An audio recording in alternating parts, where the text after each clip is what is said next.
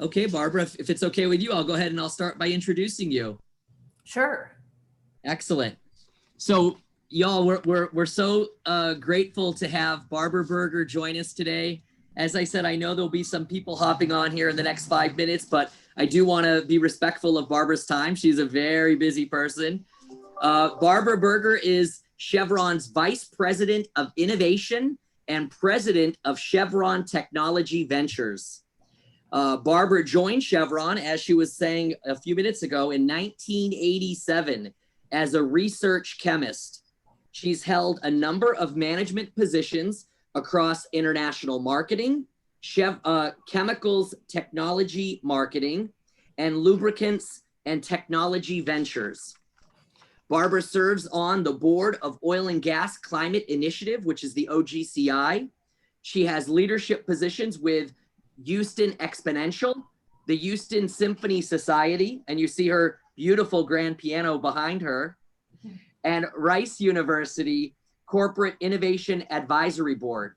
She's also involved in a number of prestigious organizations beyond Houston, including the External Advisory Council for the National Renewable Energy Laboratory, among many others. She holds a bachelor degree in chemistry from the University of Rochester, a doctoral degree in chemistry from the California Institute of Technology, and an academic honor MBA in finance from the University of California, Berkeley. Before I hand over the floor to Barbara for her to just kind of say hello and so forth, I just wanted to let you know that Chevron's Technology Ventures addresses Chevron's business needs through the identification and integration of innovative, externally developed technologies that strengthen Chevron's business now and in the future. So without further ado, I want to welcome Barbara to Mays Business School at Texas A&M University. Thank you so much, Barbara, for being here today. I see a lot of people clapping for you. Well, thank you, Richard. And always glad to talk to a group of MBA students and wish it was in person, but we'll do the best we can here. Excellent. So first question. So of course, this is going to be interview format. Yep. As always, I'm always hopeful to learn a little bit about Barbara as a person. I mean, for me, that's kind of really important, right? If you're going to build a quality relationship with someone, you want to know a little bit about the individual, right? Not just what he or she does on a day-to-day basis. So I want to know, Barbara, being an executive with Chevron, you're obviously a very busy person. What do you enjoy doing in your free time? Well, so it's a great question. And I try to get as much free time as I can. So a couple of things, and my interests haven't changed a lot over my life. I'm a lifelong athlete from when I was a real little girl, and I played, varsity sports when I was in high school, and I played at Rochester. So I do a lot of running. I do some hiking. So living in Houston, hiking is a little challenging, but I try to go places where there's mountains so I can hike. I read a lot.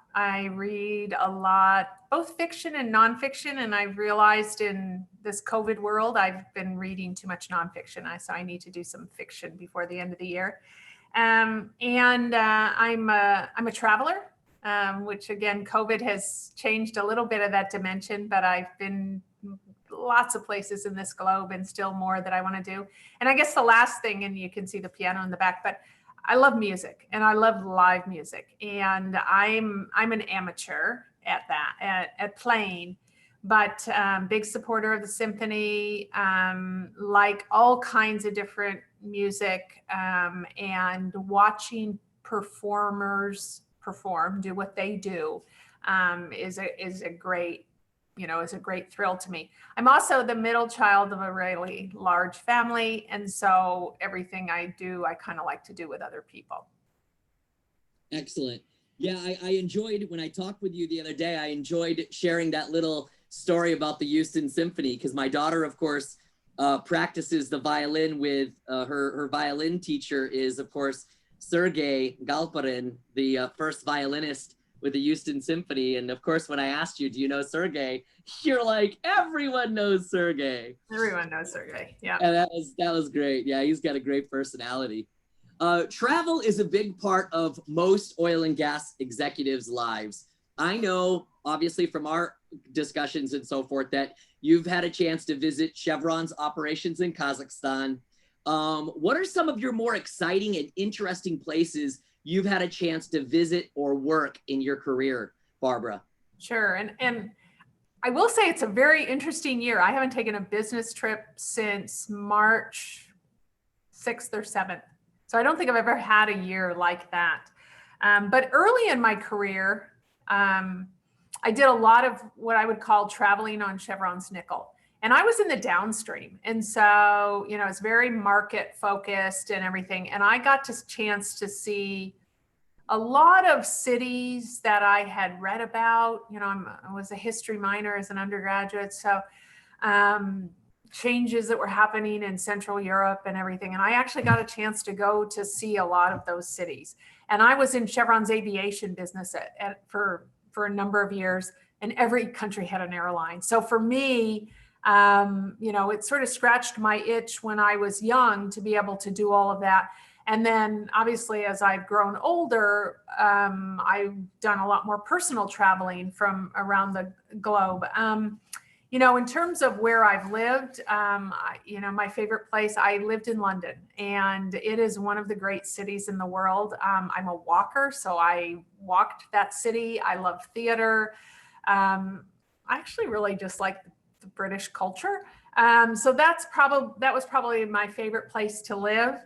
You know, in terms of where I like to go in the world, you know, I've been to Iceland a few times. It's just physically a fantastic place. I've gone in August. I haven't gone in December.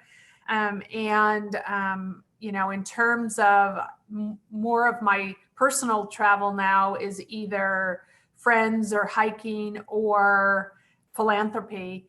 And for philanthropy, I've gone to Nepal twice in the last 4 years. And since I moved to Houston, I've been very interested in learning more about Central America because it's our neighbor. So I've done some more traveling down there than I ever did before.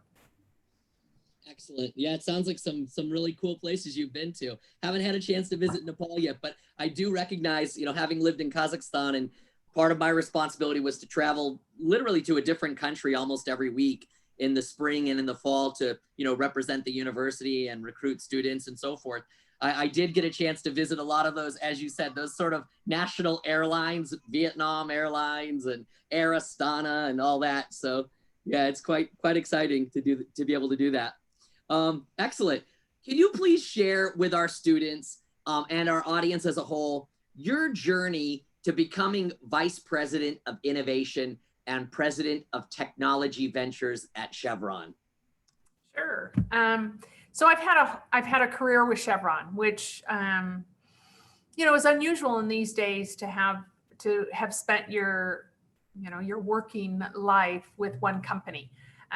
Lots of different roles within the company, and I'm not sure I knew when I joined Chevron that that's what was going to happen. But it's been a series of steps. As Richard mentioned, I got out of graduate school and I started with Chevron as a research chemist. Now, I knew I didn't want to be a bench chemist. I knew that. I actually knew that when I was in graduate school. I always liked the thought of the use of technology and everything. I knew that I did not want to create it.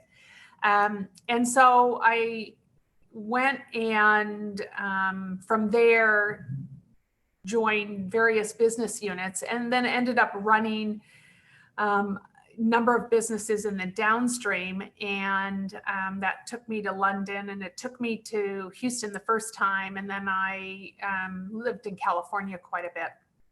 In 2013, I was asked to take this job. It wasn't sort of on my radar. I had been running supply for one of the businesses in downstream, so that's like really different than Tech Ventures. And I did ask one of the selection team members, like, so why me? And I know I'm pretty educated and everything and so forth, and I can climb steep learning curves pretty quickly. But the answer I got was really interesting, and I've shared it with a number of people both inside and outside the company. Is this person said, you have shown an ability to learn and everything, but you've shown an ability to say both yes and no. And those are really important words as a leader. And I thought, well, that's very interesting. So I reflected on it, because what my organization does is we don't run a facility, or we don't have certain assets that are ours. What we have are people and opportunities. And we have a lot of opportunities. There are no shortage of good opportunities. And the people that we have understand certain domains, but they have to work together, because the opportunities usually have to be progressed as a team. And my job a lot of times is to say yes or no, or to be the champion. And the good thing is I get to say yes a lot, because the opportunities are brought forward and they're really well developed. And every once in a while I have to say no. And so I actually thought it was really good. And I didn't know that was a little bit of my reputation, was that I could be decisive and I could say yes or no, but it's served me well in this job. That's excellent. I mean, it's funny. Earlier you talked about, how if you just pick up, a couple of like nuggets, right, from the various speakers that are on here, weekly, it's fruitful, right? And I think that is certainly a nugget I think people will take away from this. The ability to say yes or no, be decisive. That's big.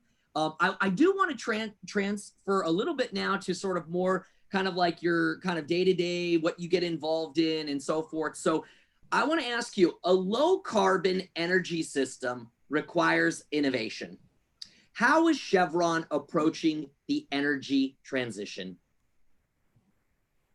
Yeah, no, it's a great question.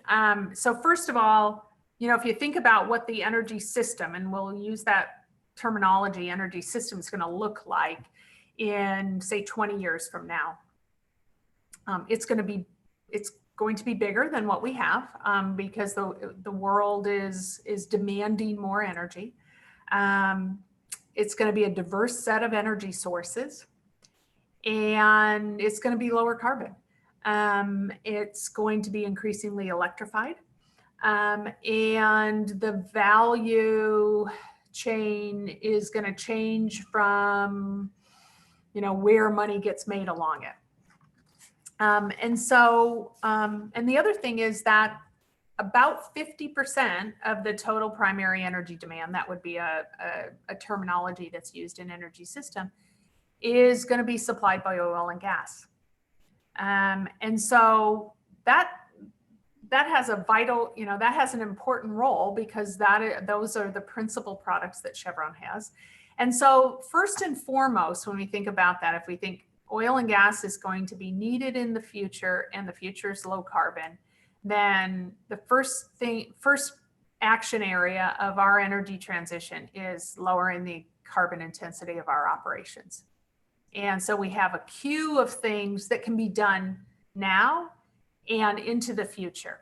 And in some of those, the technology is commercial, and some it's being developed. And so the second piece of the second action is really to incorporate renewables into our business. And this really gets back to the fact that it's a system. And so we see a role for renewables, and in our products, it's renewable feedstocks, whether it's renewable natural gas or cellulosics into our products. And then on the upstream operations, it is incorporation of renewable generation, power generation. And we've done projects in West Texas and in California in that. And so those are the things that we're doing to lower the carbon intensity of our operations. But the third action area, and that gets to innovation, is that not all the technology that is needed to enable the energy transition is available now. Some of it hasn't even been discovered, many aspects of it. There have been scientific breakthroughs, but you have to translate that to technology and then scale it. And so that's the area that my organization plays a key role of identifying the key technology areas that we think are going to play a critical role in the energy transition, and then participating in them through investments in startups, through partnering with suppliers, through engagement with national labs and universities, through internal development. And so we play a role in establishing the strategy around those areas. And then where do we want that technology, what role does each of those various sources of technology come together? It's an exciting area. And I don't know, there's lots of things in this world where people disagree, but I think you can rally around the vision for the future of energy, and you can rally around the fact that you can be pro innovation and supportive of the need for new technology to be able to meet the expectations that everybody has for that future energy system. Of those three areas, where would you say, just curiously, where would you say you spend the majority of your time? Well, those three areas, they're a little bit of time horizons. So reducing our operations, the carbon intensity of our operations right now, there is technology available that we need to trial and then think about how to use. The middle one, which I talked about, which was in renewables, the renewables have scaled. And so we spend very little time. I would say 5 years ago, we spent a lot more time, right? We figured out how to put solar integrating into an oil field. But now that's really a commercial business. And so we spend the bulk of the time on the third thing, and the aperture is pretty wide open on the types of things we're looking at to invest in. And we try to be right up front, be pretty transparent about what we're investing in, because it does give you a sense of the types of technologies that are going to be required to enable the energy transition. Whether it's EV charging, whether it's nuclear fusion, hydrogen, carbon capture, all of them are going to play a critical role. Well, you are right. You are a smart woman. Let's go to the next question. I want to make sure we have plenty of time for our audience to ask you lots of good questions. Yeah. So Houston has been known as the energy capital of the world, and for more than half of a century now. How is Chevron helping to grow an innovation ecosystem in Houston that attracts and retains entrepreneurs and startups? Yeah, so let me give you a quick anecdote that sets the stage. So I was asked when I took this job to move to Houston. And I think they put that as the last thing they told me about, because I think they thought I was going to have some issues with it. And I'd lived in Houston before, and so I had really gotten my head around it. And it's a vibrant city. And so I came to Houston. I'm running this new part of the company, and I go and explore, and I find out that we've invested in more companies from Stavanger, Norway than Houston, Texas. And I thought, well, why is that? That seems really strange. I mean, Houston's the energy capital of the world. My job is to lead an organization where we invest in startups, and how come there aren't any here? And it wasn't that there was zero, but we had more from Norway than we had from Houston, Texas. So I went on an exploration to understand what it takes to have a fertile ground for entrepreneurial activity. And if you don't have that, what does it take to build it? And it's been a really interesting discussion and journey with others in Houston, whether it's academics, and Texas A&M's been involved in that, whether it's the city, the mayor's been very much a champion in this, the business community, the startups, the investors, and so forth. And it turns out we've got everything that is needed. And in fact, if we can make all of that work together, it's a really interesting and unique opportunity for Houston. So that's kind of a little bit of the backdrop. But why we help, I mean, we're a big employer. So we've got close to 8,000 employees in Houston. Our employees want to work in a vibrant city. So there's a real good business case. Employees have choices, and they want to live with someplace that is growing and economically strong. And so all of those things give you a business case for it. Specifically on the innovation piece, we want to be able to have more innovation, not less. So we do not want to be limited by the amount of opportunities. And I just, talk to you about that. We think about the energy transition. It needs more innovation. So there's all these things that say we want more. And Houston and Texas in general, I mean, the energy business. So you're going to understand the problem sets that we're trying to address, and know the industry that you're selling into or that you're working on from a development perspective. So all of that makes a lot of sense. But we understand it requires upfront investment to be able to nurture and support startups. And so we've been supportive of things like the Rice Alliance, like your business plan competition, the ION, which is going to open up in 2021, the Cannon on the west side of the city, various business plan competitions.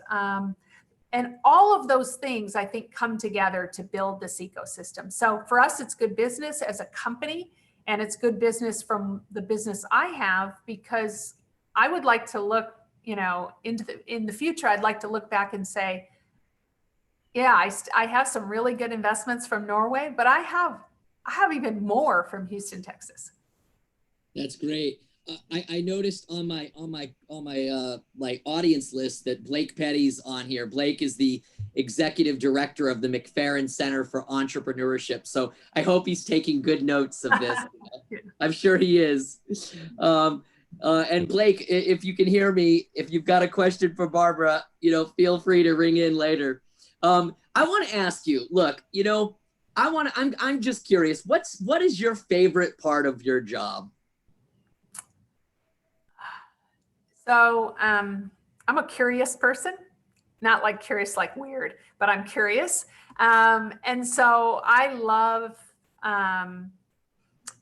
the pitches, whether it is a startup or the pitches that my employees do. And as I said, my job a lot of times is to say yes or no.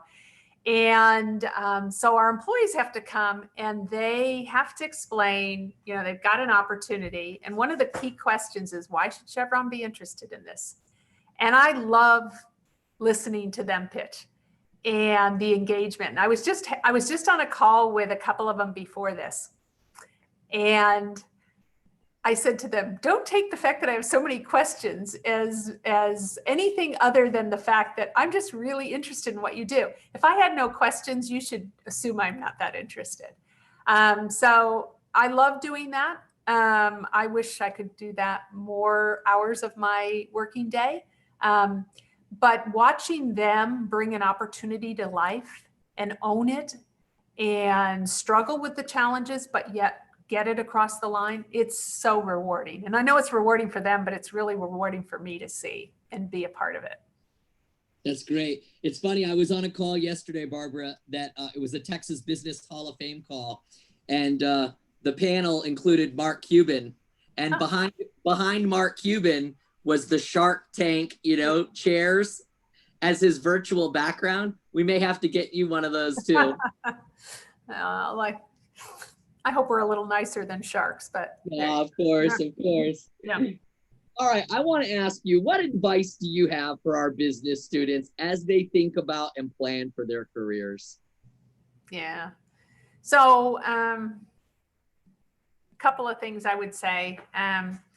So first, talk to a lot of people and ask them about their journey and how they approach their career, because you will pick up nuggets from everybody. Ultimately, you've got to plot it out, but you don't have to reinvent every single piece of it. I do tell people, so I've been with Chevron for over 30 years, and it actually has gone pretty quickly. But don't try to make the 30-year decision. And the reason why I did that thing, for those who were on here at the beginning, I gave a talk at Caltech, and I got asked a similar question, was I tried to tell them what the world was like in 1987 when I finished graduate school, and it was pretty different. And you change throughout your career, the world changes throughout the career. And interestingly, one of the few things that hadn't changed was that Joe Biden started running for president in 1987. So it was a pretty funny little factoid that I continue to use. So I think you pick a starting point that makes sense, but don't try to plan it all out. I think you pick an industry that's interesting to you, that you think has challenges that are interesting to you, that can take advantage of your capabilities. You pick a company that it fits you, like the culture feels good. You feel like you're going to be able to do your best work. You feel comfortable. You don't feel like you're going to have to be a phony when you go to the company. And you pick roles that the work is interesting, because you're going to spend a lot of your time on that. And there's a model that I've seen before, which, everything is in threes, but talent, opportunities, and passion. So if you can, you understand what your talent is, and your talent's going to evolve over time, hopefully, and continue to. The opportunity set changes. Most of the jobs that I've had at Chevron no longer exist. And a lot of the jobs that I had, I was the first person in the job. So work does change.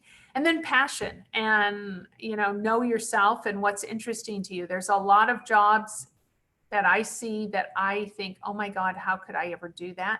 And then there's jobs that I'm like, man, that would be so cool. So,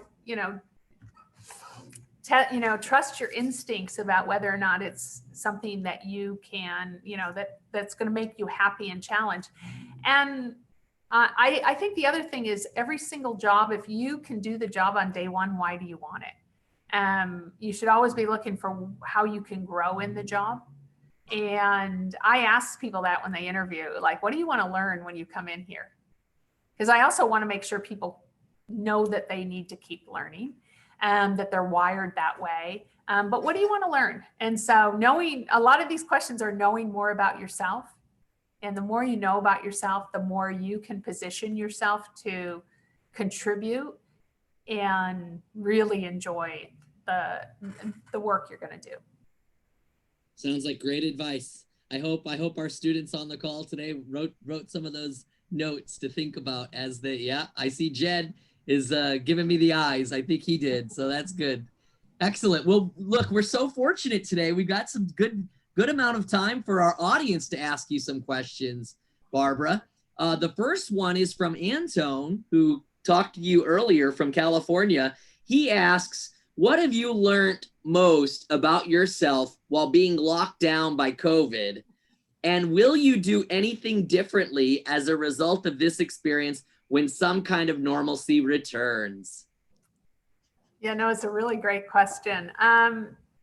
So I've probably my days go by faster than they did when I was in the office. And I have no problem kind of filling up my days. So that's number one. I'm an extreme extrovert. And so I was wondering how all this would work. I think with this technology, while I miss the walking down the hall and being able to talk to lots of people and talk to them at the coffee hour and all that stuff, we've all done this, but I've gotten very comfortable to doing this. And maybe it's because the faces are there and everything. So I've learned about that. What I have also learned is I have to put breaks in my schedule. And I think it was in April or May that I was like, at 5 or 5:30 p.m., I have to go outside.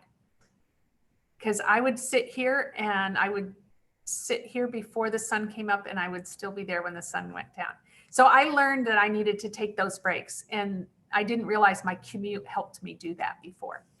In terms of what I'm going to do differently, so for the women in the audience, I always wore stockings. I haven't worn stockings since March. I still get the once a month from Amazon. I think I need to cut off that subscription because my stocking inventory is getting a little high. And so I dress casual, and I mean, I always liked wearing dresses to the office. It wasn't required, but it was just who I was.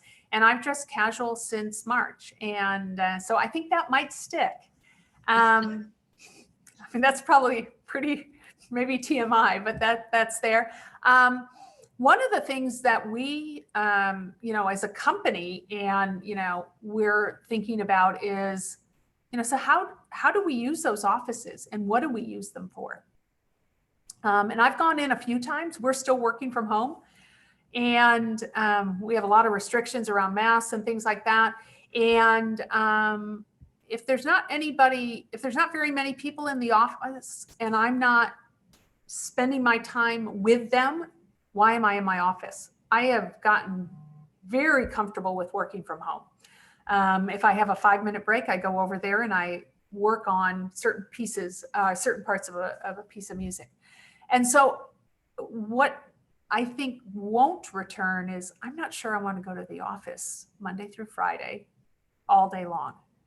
I think that's a sentiment that most of my employees have. And so we're really wrestling with that as a company, is what will be the hybrid work situation as we're able to go back to work. So those are some thoughts.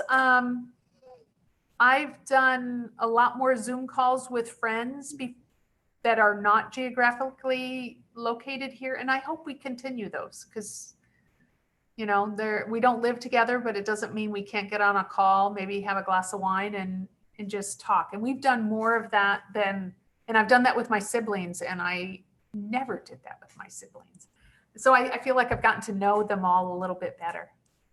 That's great. I mean, really, really some good thoughts there, and absolutely agree with you on all those.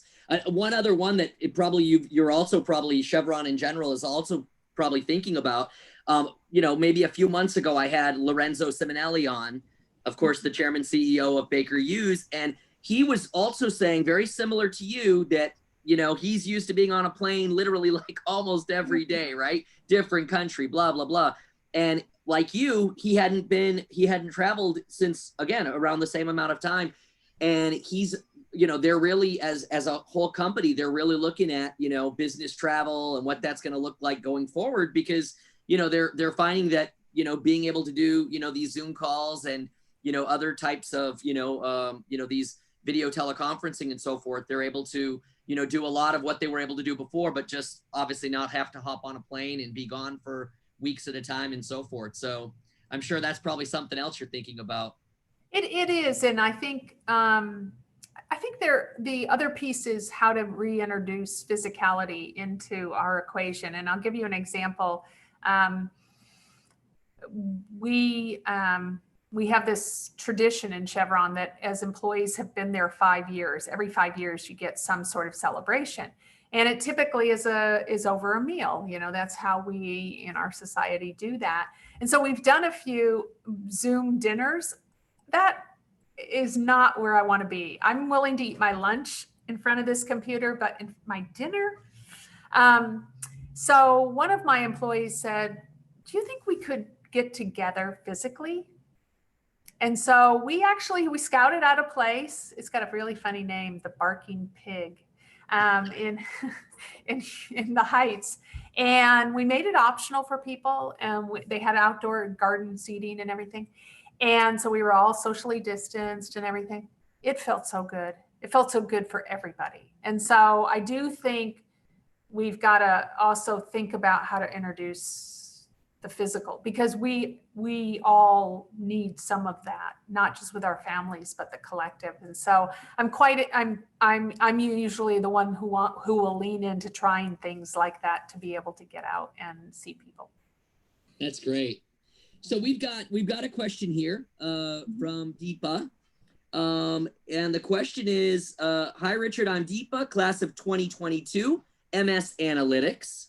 Being from the oil and gas industry, I would love to hear Barbara share her views regarding the direction oil and gas is taking and how is the energy transition going to shape innovation and technology. As a student of analytics, I am very interested to know what I can look forward to. Yeah, so great question. Thanks for it. And, you know, one of the trends you think about the energy system, it's, you know, increasingly digitized, and all the digital tools are going to enable what we can do. We've already, I think, accelerated our use, but the energy system is big and complex. It's got a lot of data. It's got a lot of data from different sources. There's a lot of process equipment out there that it would be fortuitous if it was all optimized. So there is a huge need for all of our employees to be comfortable with digital solutions. And some things can be done at the engineer level and some things are at the specialist level. But there's no shortage. And so, you know, there's so many things. I'll give you an example of a company that we invested in, and it's a company that just allows an engineer to look at time series data in real time to be able to optimize equipment. And historically, the process engineers have looked at that stuff, and it takes them 3 months to write, or 3 weeks to write a report, and it goes to the decision makers. But, you know, the operation is 3 weeks later. And so for them to be able to have in real time from the historians on process equipment and be able to make those calls truly changes not only the efficiency, but who can do the work and who can make the decisions in a company. So I think the nature of work is changing, where engineers have the information to be able to make decisions in real time about the operations. That's something that we've just, you know, not had before. And so I think that's one piece. The other piece is that we're increasingly taking people out of the operation, whether it is, you know, for safety reasons. Obviously, there's tasks that are automated, and so the ability to do things remotely is critical. And we've accelerated that journey through COVID, where because of technology, you can be out in the field and you can get help from so many others that are sitting in their study, but can patch in. So I would say no matter what you're majoring in or what your discipline is, understanding systems approach and understanding fully how you can harness data to be able to improve operations and improve decisions is going to be it's going to be an integral part of how we run the business. Great. And boy, data analysts are certainly in high demand at the moment. And I think we'll continue to be in high demand in these areas for sure. Okay, Madan asks, hi, Barbara. I've got 2 questions for you. It's more of a follow-up question. Okay. With increasing number of decarbonization policies and technological advancements in renewable energy front, how is the energy sector transition going to look like with billions of dollars invested in conventional energy infrastructure? Yeah, so it's a good question. I mean, first, you know, the infrastructure side of this is really important, right? Because it's a big system, and you've got to have, no matter what energy source you're talking about, between generation and use, you've got pipelines, you've got grids, you've got all those things. So 50% of total primary energy demand 2040 is going to be oil and gas. So the infrastructure that we have and the infrastructure that is needed will be put to use. Also, I think some infrastructure will probably be repurposed. And I'm sure you're aware of the role that hydrogen could play if we can get the costs down or get the carbon intensity of the traditional ways of making hydrogen. So that's going to need infrastructure. You know, a lot of questions about how do you transport hydrogen? Do you transport it as hydrogen or as a blend with natural gas or as ammonia? So I think, you know, that's the piece. There's a lot of the economy that relies on hydrocarbons as the fuel source. Not just we generate it, but steel, cement, petrochemicals. And so carbon capture is really important. When you capture carbon, it means you purify CO2 and then you either stick it in the ground, or you use it for products. So that requires infrastructure. So, you know, my belief is the transition is taking place and it will continue to take place. And we will need more infrastructure, not less. Great. Madan's second question for you was, with regards to the early stage seed investments, besides techno-commercial visibility, what do you look for in the management team? Yeah, so Madonna, your last two words are really important. So we look at the management team. If it's early stage, that management team is critical. And so, you know, obviously you look at their track record. You look at, you know, their plans for how they, you know, how they plan to, you know, the roadmaps and stuff, that how they plan to develop this technology and this ultimate business. You know, one of the things we look for is also how open they are to learning and to change. And when we invest, I mean, to be honest, one of my employees that sit on some of these boards, one of the biggest challenges is a management team that won't listen or won't take new information and digest it and, you know, move in the right direction. And so I think we look at all of those things, and we invest, just so you know, we have some instruments for pre-series A. We invest, our sweet spots probably A and B, where we can still have a good influence on the companies, but we've also done later stage, so across them. But that management team is really important, and team is a good word, because it's, by the time we get there, it's not one person, it's a team. No doubt. Yeah. One of our MBAs, John Lazar, asks, well, first he says, howdy, Barbara. Thank you for taking the time out of your schedule to speak with us Aggies. With myself and family being a former Chevron franchisee owner, I am super excited to attend the series today. My question branches off from the one my classmates have mentioned. How does the impact of the rise of demand in the the electrical car market, specifically impact the innovation process for yourself and Chevron? Do you anticipate a large shift in the industry? So let me see if I understand your question. If not, please help me. I mean, at the highest level, it's how does EV, the choice of electric vehicles over internal combustion engine, impact the industry and impact the innovation related to it? I think that's what I'll answer, and then you let me know if it's not the right one.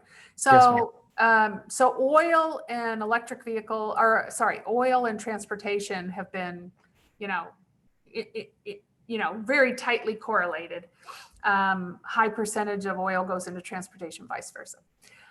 So electrification, which has been on the table since Edison and Ford, is probably one of the biggest potential threats, if you will, to oil. And so, I think our view is that, we want to be part of the transportation future, that we're monitoring this, understand what it will take for penetration to increase, understand whether you know, how important infrastructure is and whether infrastructure will be a roadblock or not. That keys on to the infrastructure question before. And, you know, we invested in an EV charging company because we wanted to understand some of those things. It was the largest EV charging company. And so the next piece of it is, so who makes money in that? And that's what we're still trying to think through is how do you make money, whether it's the vehicle owner or the vehicle producer, the equipment for the charging, it's probably not the electrons, or is it some sort of customer access or data? So, you know, I think at this point we're taking some options in there, and we're also learning as to what the consumer wants. And so, you know, what do they want in a vehicle, and then how do they want to refuel it? I think it's a really important area for us to have very open eyes to. Great. Bilal asks, hi, Barbara. Thanks for this talk. I have 2 questions. Please, can you elaborate if and how Chevron evaluates startups? Any tips for VC pitch? Sure. So at the highest level, I would say 3 questions. I mean, we have more detailed selection criteria, but 3 questions. You know, is there something there? So we look at the startup and what problem they're trying to solve. You know, do they understand the problem? Do they have a solution that will address the problem and address it better than other alternatives? Do they know what those other alternatives are? And do they have a management team or a business model and a set of resources that can, you know, that looks like it has promise to be able to execute on it? So that's number 1, like, is there something there? And the second question is, so why is Chevron interested in this? And, you know, because there's no shortage of opportunities. So make the case of why Chevron's interested in it. Now, the startup may be able to help us with that, but my own employees need to really, really think through that. And the third is, you know, can a deal be done here? And what I mean by that is we invest as a syndicate. So who else is investing is important to us. We've been around for 21 years. We have a pretty good reputation as an investor. People know us. We have something like 100 and I don't know, probably close to 200 co-investors. You know, it's kind of like having siblings in your family, and some you have compatibility with and some you don't. And so all of those things factor in. In terms of pitch, you know, I would clearly articulate what problem you're trying to solve, your approach to it, who else you think is trying to solve it, and how you compare to it. And then if you're asking for money, what are you going to do with it? And that gets to whether you have a good roadmap, because, you know, as a startup, you're not going to get all the money. You're going to get money in tranches for a certain part of your roadmap. So being able to articulate that. Excellent. Mm-hmm. Actually, Bilal's other question was, hold on 1 second, let me just find it again, because there's been some other questions come in. What value can new technology and analytics startup bring to oil and gas producers? Well, we have so much data and so if we think about the data value chain from generation through to transmittal or transmission to you know, analytics and taking data and determining insights and then actions, it's huge.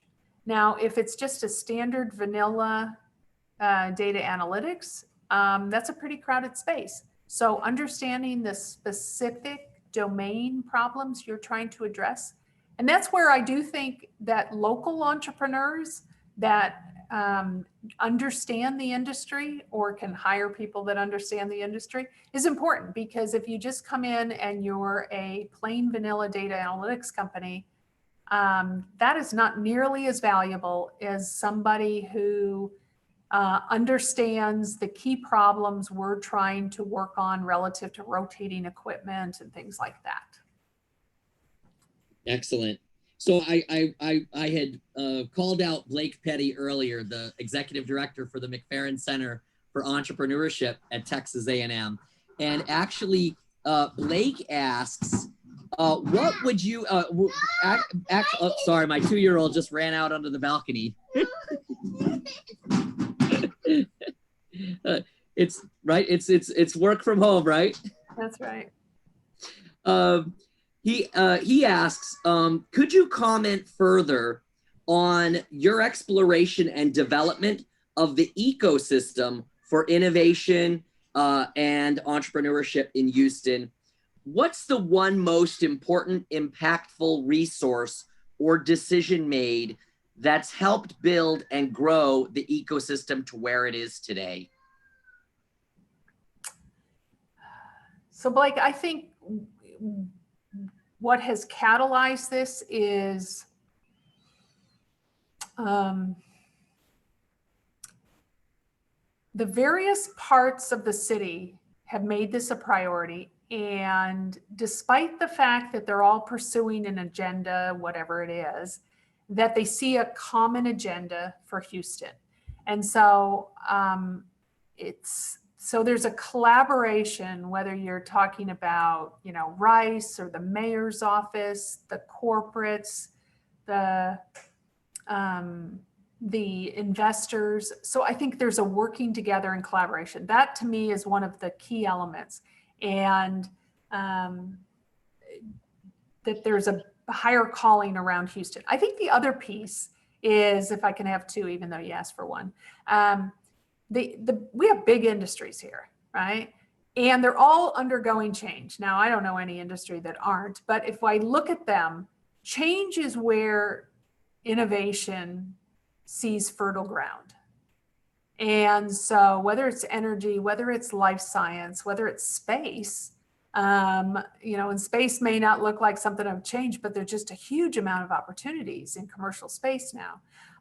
Those kind of things where there is an opportunity for change are where innovators get really excited. So I think those two things have just kind of come together at a time where people pulled together, and we're starting to see quite a good amount of acceleration on the journey that we started probably 5 years ago. So one more, actually, and I think, again, one of our students just kind of wanting to get to know you a little bit better and what's your day like and so forth. So again, one of our MBAs, John Lazar, asks, could you walk us through what a typical day on the job for you is like, pre-COVID, now? Yeah. Well, okay. So what it looks like now. So I mentioned I'm a lifelong athlete. So I tend to do all of that before the sun comes up. And for those of you who've been to Houston, Memorial Park is wonderful. So I try to do that, and I do that wherever I am in the world, but right now it's in Houston. Right now, my day is spent at in front of my computer. I talk to it a lot. And it's a mix of internal to Chevron, external to Chevron, meetings with small groups, large groups. And I try to mix it up, and I try not to have really long meetings. Somebody who wants a 2-hour meeting with me, it's kind of tough. And as I said, I try to take a break late in the day and get out, because I really need some more exercise and fresh air. Before COVID, so there was a lot of travel. And so my days were different when I was in the office versus not in the office. It was a mix of stuff I do within Chevron. I'm on the management committee, which is the top 50 people in the company. So a bit of that. the stuff I'm doing with my own organization. So leading them, spending time coaching, hearing their pitches and everything. And then this wild world outside. And I think it's just a mix of all of those. I have this wonderful assistant, April. She's like less than half my age. She's got 2 kids running around right now, little kids. But she helps me with my calendar, and she puts enough variety in it. I don't know if that's what her intention is, but it helps me because I don't, I need a little bit of that, and a few breaks every once in a while. So I don't know if that helps, but I snatch times when I'm by myself, because this thing is one of the things that Chevron's paid for. And I do want to think through a number of things about where we're going and how do we get innovation into Chevron. And that's a big thing for a big company, is to think about how to get change in at a systemic level. But by and large, I'm lots of meetings, just like most people. Excellent. Well, look, I mean, so grateful for your hour today, Barbara. I guess maybe as a closing, thing, do you have anything else you'd like to share with our students? Yeah, well, first of all, thank you, Richard, for the invitation and for the chance to engage. I'm like a groupie for students, because I think, and this is maybe a pre-COVID conversation, but maybe we can even make it during this time. I used to think, wow, when you're in school, it's like the best time. And you may not think about it when you're there that is, but I look back on it and I say, oh my God, the world's your oyster. Like, you're a student, you can go lots of different places, you can take advantage of all these opportunities. So I would do that. And, I would take advantage of everything you can do. And then the last thing would just to be reiterate my career advice. Get to know yourself and what you want to do, because it is your life. And the more you know about what makes you happy, about where you can best contribute, will really be one of the best steers for how to put together your career. It won't be a straight line. Even if you try to make it a straight line, the world will make it crooked. And so, you are the best person to drive that bus. Excellent. Well, no, Barbara, for sure. You've got a lot of friends in Aggie land. Very good. So thank you very much for your time. We really appreciate it. And I'll certainly be in touch. So thank you, and stay safe. Okay. All right. Thanks a lot. Bye-bye. Bye-bye. Thanks, everyone.